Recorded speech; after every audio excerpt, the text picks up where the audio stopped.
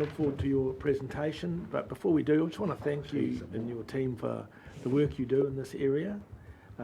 We're really privileged to have you here, and looking forward to hearing progress that you've made. Thank you. Okay, the floor is yours. Thank you, Mr. Chairman. Tēnā koutou katoa. Mr. Chairman, councillors, ladies and gentlemen, thanks so much for the opportunity to give you an update on the work we've been up to in the last year and beyond. I also would like to acknowledge two colleagues here, Debbie Monahan, our General Manager. Today's the 1-year anniversary of her employment.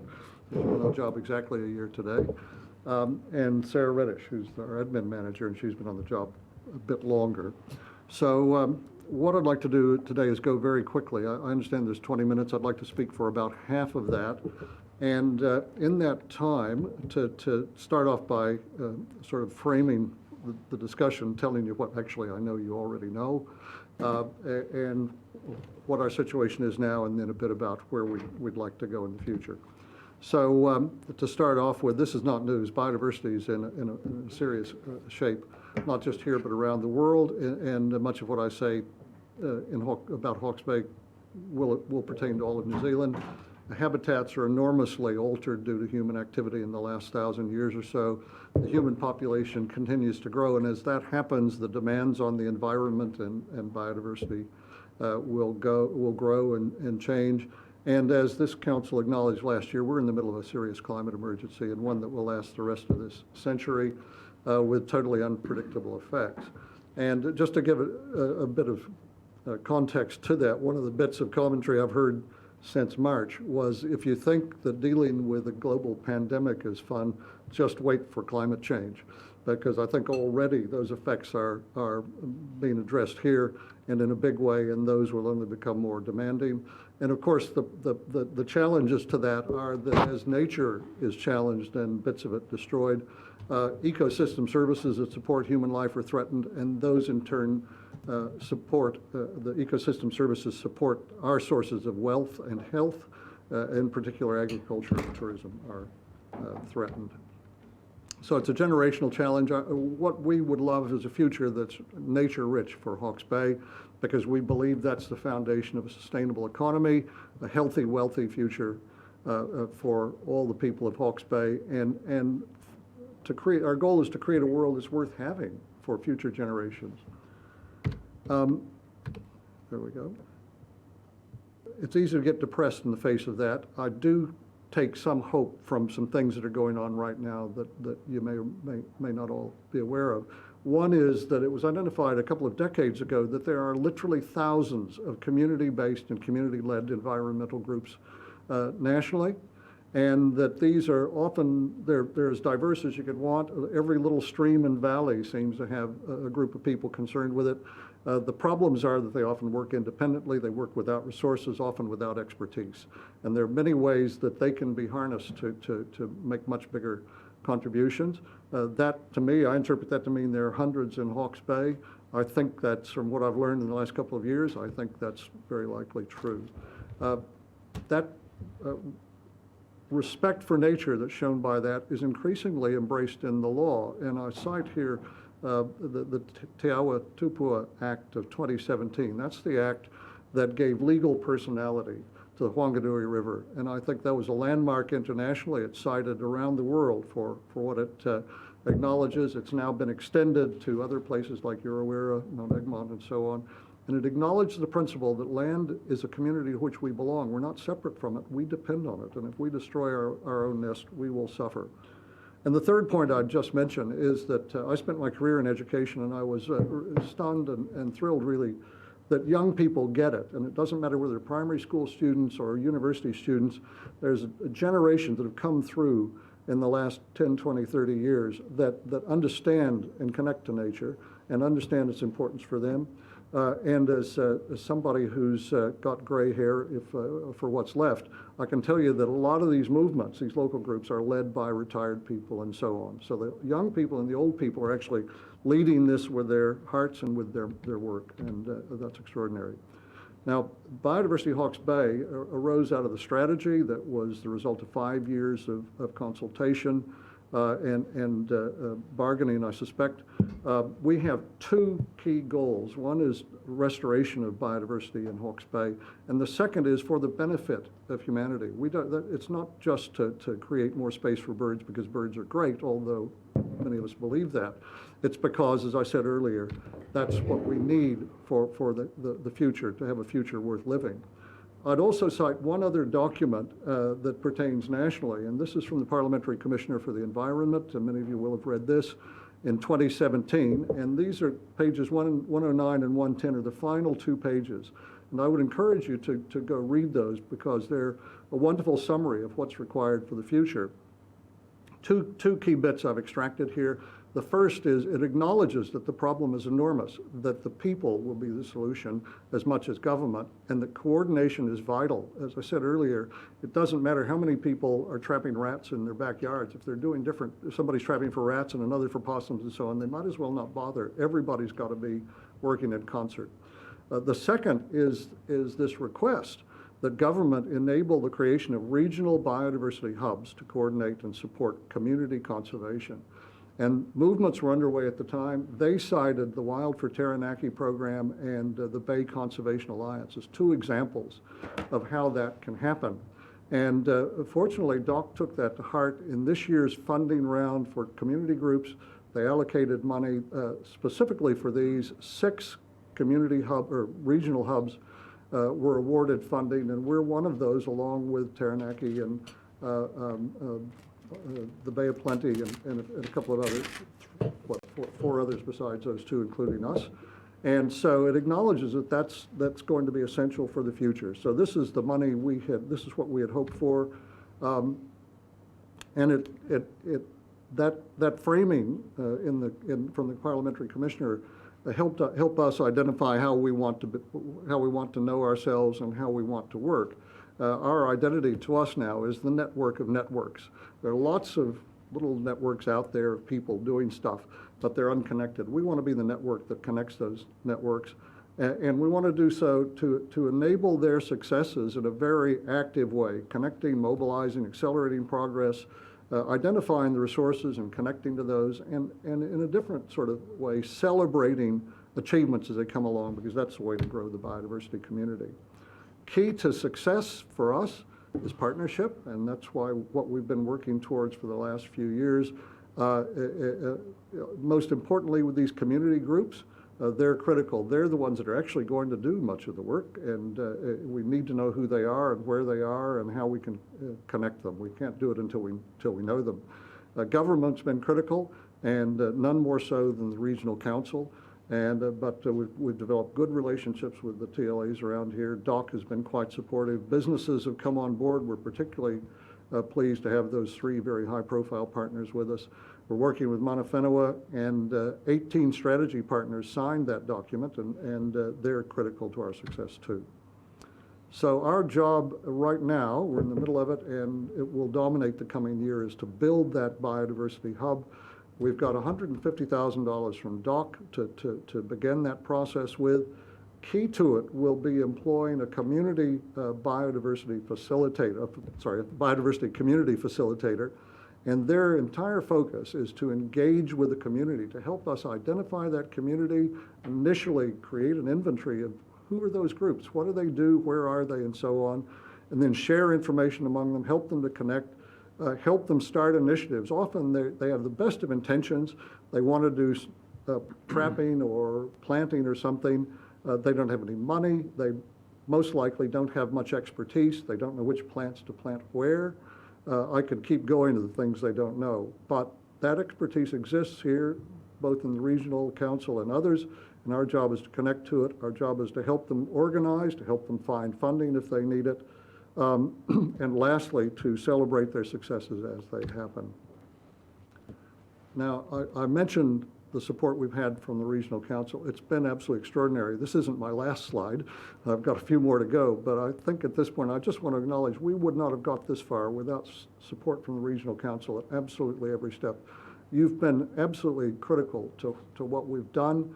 And in the last year, particularly when we've been able to employ Debbie and Sarah, we've really upped our game. We're operating in a different way. We've been very, very fortunate. Additionally, money's not everything. We have greatly benefited from all aspects that the council brings to it, the encouragement of many, many staff members, your wisdom, your knowledge, your resources. They've been offered and provided to us, and we could not be more grateful. Thank you. So what about the future? Well, so far we're in the middle now of year 3 of funding in your long-term plan that began in 2018. That allocation has been split between the endowment and operations, and we're slowly we've been moving that into operations as we sort of get our feet. I should add there was a critical moment in, I think it was either late February or early March, where there were 2 key sets that Debbie and Sarah and I had with Councillors Barker and Ormsby, thank you, and with Ian Maxwell. And everybody saw things the same way, and it was clear the world was changing. This was within days, literally 3-4 days of the lockdown. Everybody was seeing the same thing. We agreed that philanthropy is going to be that much more difficult. Philanthropy is always difficult. It's always long-term. What are we going to do now? And so we've changed or not changed so much as just enhanced our focus on community engagement. And that makes sense in terms of both the parliamentary commissioners' guidance as well as what our aspirations are. And so that's where we've operated in the last 6 months. Debbie and Sarah were able to operate and continue going at full speed really during the lockdown. That was quite a useful time for us. It allowed us to change our focus towards what we needed for the hub. We completed that funding application to DOC that we succeeded with. So we see our role not just to do a lot of things, but we understand that we want to be as much support as we possibly can to the work that the councils do, this council and others in our region. I should note that we're aware that funding is always tight, particularly for conservation. It's never been easy. And in the last, ever since the COVID impacted the world, it's quite clear that all the funding regimes, the rates and so on would be under enormous pressure, more so really than ever. So in terms of the restoration issues, where 85–90% of this region is already affected to some detriment to nature, the task is enormous. It demands the community engagement and mobilization. Excuse me for a moment. Thank you. So we're quite clear that our role is to harness community environmental action, to take advantage of all those people out there that want to do the right thing, are willing to give themselves and their time and their energies and often money, in fact, to build a better future for us and to bring those groups together to work towards our common goals. And so maximizing the success of all of these community environmental activities and actions is critical to us and the things that we are planning to do, particularly with our new community facilitator. That will be absolutely critical. That's a person dedicated to going out and identifying those groups. We've had a lot of success, by the way, because groups came to us. Those businesses that I showed came to us, and there are others that I could point to, people who ask for help. They just want to get on with things. So this facilitator will really help make that happen. Beyond, excuse me, beyond 2021 and 22, in other words, year 4 coming up of the LTP we've been operating under, we see this as just the beginning right now. We're in the process of putting in place the structures and the foundation, if you will, for working through 2050. That's the goal, that's the timeline of the strategy. The job will not be done in 2050, but we can make a whole lot of progress by 2050 if we can sustain the momentum. And we do have real momentum. Sarah and Debbie have changed the world for us. The people we're hoping to employ in the coming year and to get going and have clear modes of operation, I think will provide us with much greater visibility, and that visibility is there as a way of bringing people together, of enabling them, and so on. So we, as I said before, we're only where we are because you've invested in us. Thank you very much. We want to bring you value for that investment and to make that value go back into the community over the coming years, really, and decades. So I'll stop there. Thank you. I'm quite happy to talk some more, but really grateful for your time today. And thank you once again for your wisdom in investing in biodiversity. Thank you, Charles. I'm sure there'll be some questions. I just have a quick comment, because that slide you put up, I think it was called Network of Networks, and community engagement. I very strongly support that, that there's a lot of community group, everybody you talk to, you don't meet anybody who says they don't want to do this. They don't know how, and they just got to get started. And bringing all the community, the only way we will do this is by activating the community. So well done on that. That is the way forward, no doubt about it. Thank you. And my hope too is that if you celebrate those people, if that inspires others. Yeah, we do that. And Like the them. Karata Whenua guys, and we've got our little sheet now that we're going to nominate people for. We've got 3 awards, and it's really interesting. People do like to be. You think they don't, but actually when they come in, they're all tickle pink. Yeah. They like it. So any questions for Charles and Steve? Yes, anyway. Kia ora, Charles. Kia ora, Debbie and Sarah. Thanks for coming in. I'd like to know maybe the 2 most successful sort of things you've done in the last 3 years, almost 3 years, and maybe one thing that you plan to do but haven't quite achieved. Sure. Well, I haven't mentioned much about our internal organization, but it actually takes time to sort of create a culture and an identity in an organization. And from our point of view, that's been critical to us. And as that's clarified, to me, it's felt like we've been able to move forward much more. And Debbie and Sarah have played a big role in that because they've become a central focus for everybody in our group. In terms of doing things externally, the reason I like our contacts with and connections to these businesses is that they all can offer ways to support the biodiversity community. PwC is helping us set up a system for managing funds for people. These community groups don't want to become trusts. They don't want to manage. What they really want to do is go out and plant some trees and watch them grow, or trap rats or whatever lights their fire. But we can, if we have a system for managing money, then PwC has helped us to provide that. And the Giblin Group is now talking to us about philanthropy and helping us organize structures for that. So those I value. We've given, I don't know how many in total, but 6 or more community forums in the last year and a half, and those have been all around the region, at least one in every district. We've funded at least 4 with support from DOC, 4 local projects around the region. Debbie probably has could drag up a longer list than that. Oh, and we've had some other successes with DOC community funding. We helped Kay Griffiths get support for a bat research project that's given quite extraordinary results. She was up at Guavas only about 2 weeks ago, really helping launch a strategic plan for their patch of bush, but showed the group there what she's achieved with the bats. And so a lot more knowledge about bats and where they may be and what's needed for their future. And to me, those are just examples.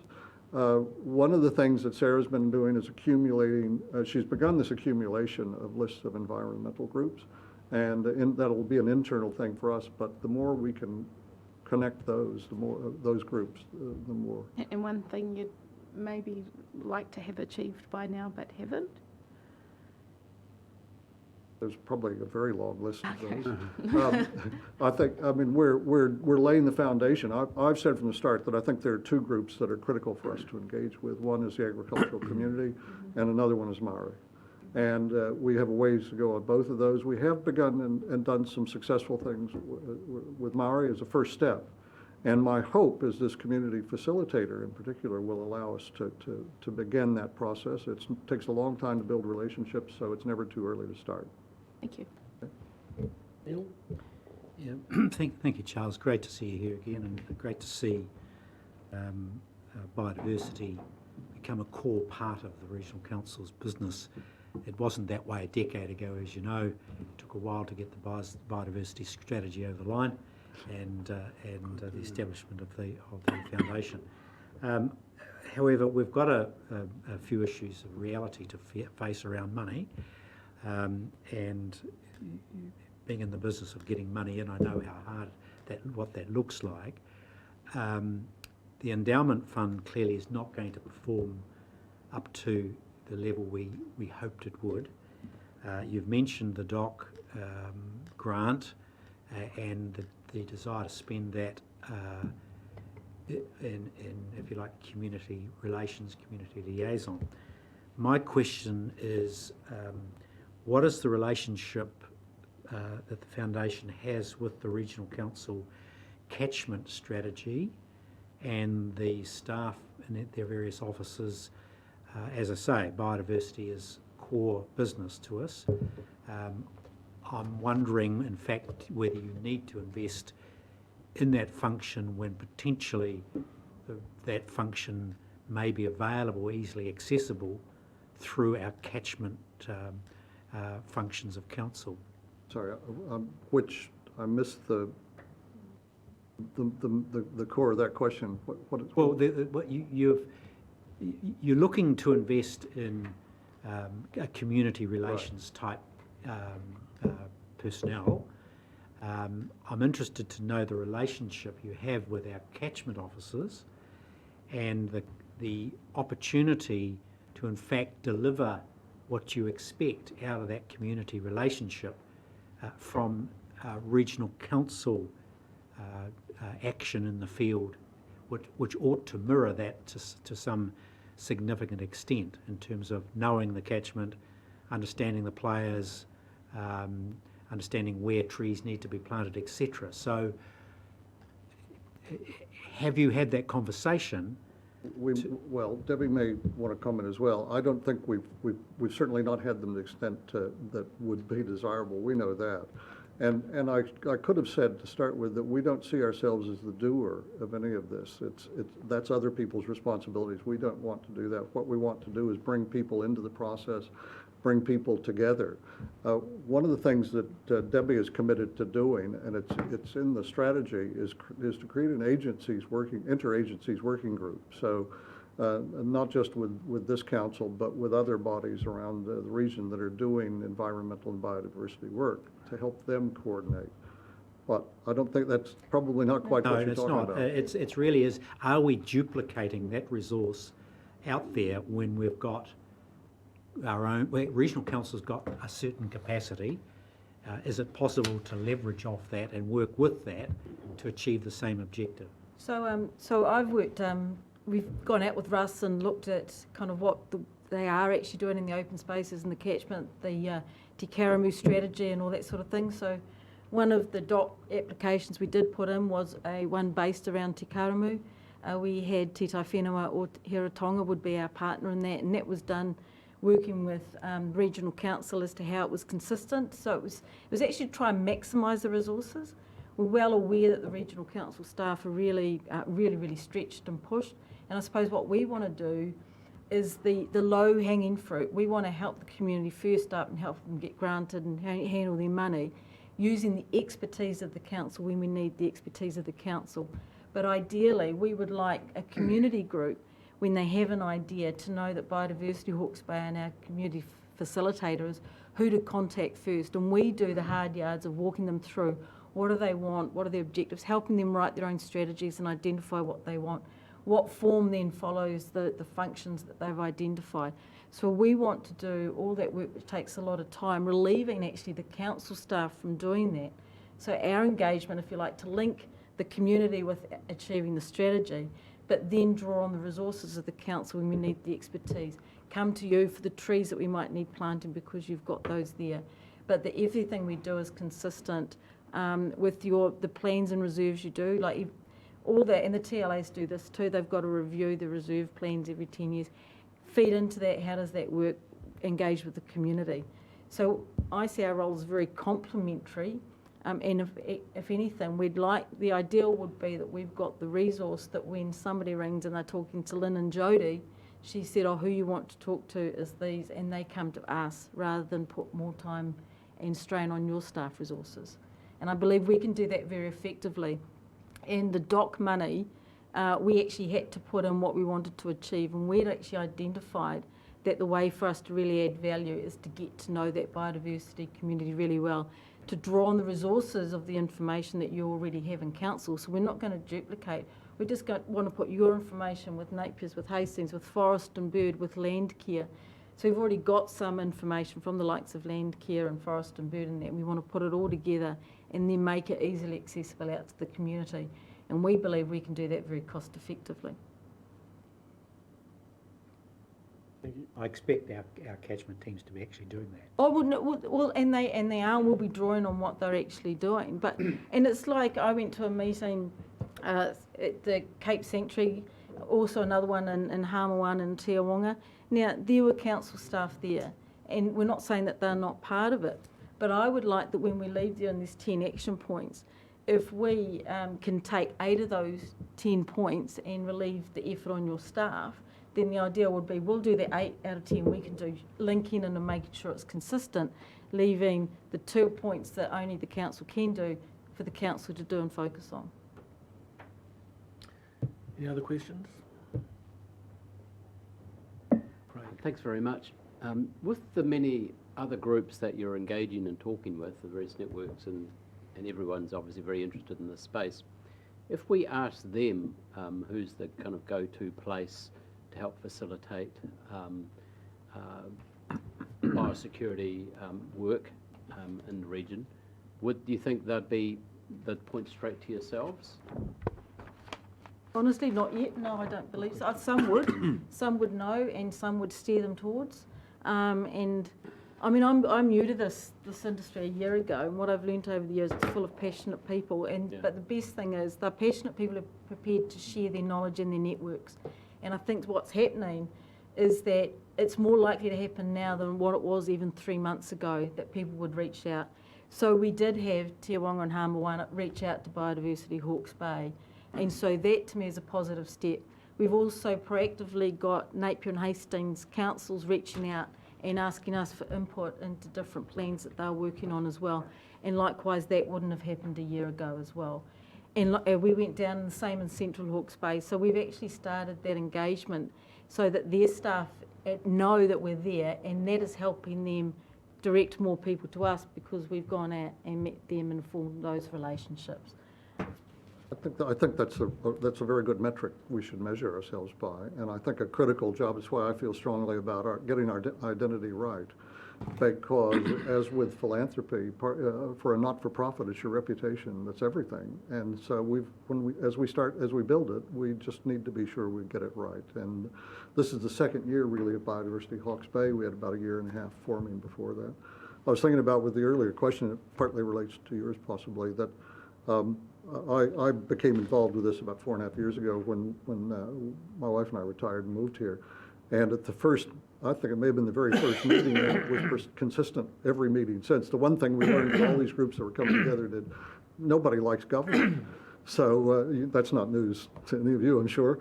But what it does is position us nicely to be able to say, well, actually, you know, the regional council's got a plan here you should be reading, or expertise, and that's where we want to be. We're not government. We don't want to be government, but we want people to know the resources government brings to bear on their behalf. Thank you. Yes. I'll just wait for the chair Sorry. to give me the... You're on, Jareth. Thank you. Thank you, Charles, for your time. We have got quite a unique situation with the Plan Change 9 or TANK, where we have a lot of fledgling catchment groups that are now starting to be developed, where people who actually have an effect or live nearby these streams and small rivers, where they start to take note and have to take care as kaitiaki of these particular streams. A lot of them actually are not aware of how to go about this, and I think it really ties in with what my colleague Councillor Foss mentioned, is are they aware what you have got on offer? And I know, especially when it comes to funding, with direction, creating strategies, it will be really helpful for them to actually get their sort of feet on the rungs of the ladder of actually becoming one of the outstanding catchment groups. And I think and these are all people that are young and old, and they've got local schools involved. They've got a lot of passion in this area. They never thought that they would take this serious, but now they've started, they're actually really enjoying it. And we have wool sheds and regional halls. We put 10 chairs out, and all of a sudden there's 30 people turning up. Unbelievable. We never thought that was possible. So there's definitely a lot of work ahead of you, but I think it's important that you are visible and seen, and also that you are known of what you actually can offer. So that's really what I would like to point out to you. Thank you. And I think one of the measures of success for us will be what we can bring to those groups, just as support. We're not here to tell anybody what to do. We're here to say, here's what's available. Yeah. I find them inspiring, by the way. When you see an 85-year-old woman out there running a trap and holding up her rat really proudly, I think, well, there might be hope for the world after all. Are there any other questions? Well, Charles, once again, thank you very much. It was really useful. My comment is really that I think you guys do a great job, and I think Regional Council and lots of people are doing great jobs. I think people have got to start taking personal responsibility here. If you have a waterway running through, it's not that hard. I've got 500 metres of the Awahau River Creek, which runs into the Karamu, and I've planted it all up. My wife and I and the kids. It's not that hard. And, I think people need to start looking at the creeks and streams that run through their property and just do it. There's a lot of talk of people saying that they need help. Well, I get wealthy farmers ring me up and ask me, will we fund their plants? And I get equally wealthy farmers who are just getting on with the job. Yeah. So I think there is a little bit of that in our society, that we just have to get cracking, and you have to take some personal responsibility here. So anything you can help to do that, that's great. Thank you very much. Really appreciate you coming along. A pleasure. Thank you. Thank Say you. one thing. Well, Yes, you can, certainly, Councillor Barker. I just want to say, Charles and your team, I was at the meeting where you first came and outlined as what your intentions were. Nothing happened, and you outlined the vision and what you wanted to do.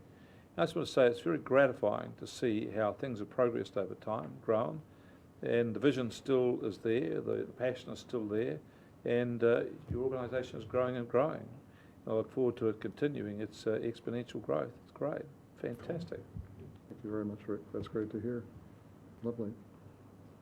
Thank you very much. Thank you. Thank you. Anyway, that is the end of our meeting, formal meeting. No, we've got a workshop now. At the end of the workshop? We're on to it. You'll stay.